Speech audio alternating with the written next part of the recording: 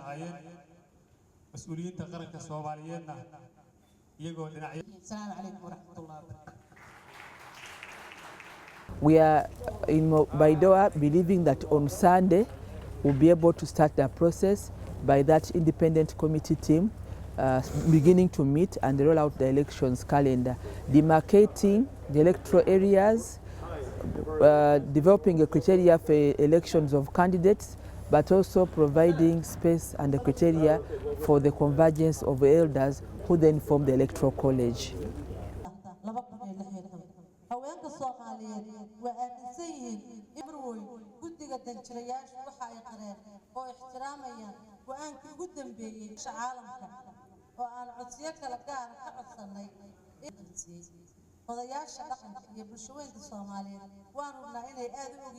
The meeting has requested the Somali national security institutions, with the support of AMISOM and other security agencies in Somalia, to come up quickly with the security map and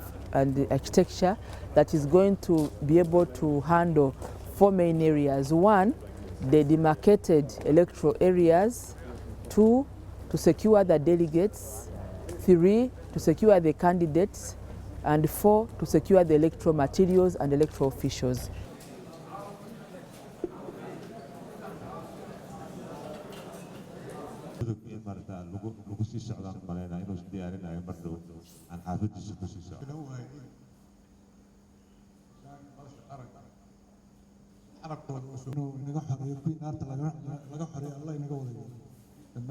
soo socday 4 sano aan rajaynayaa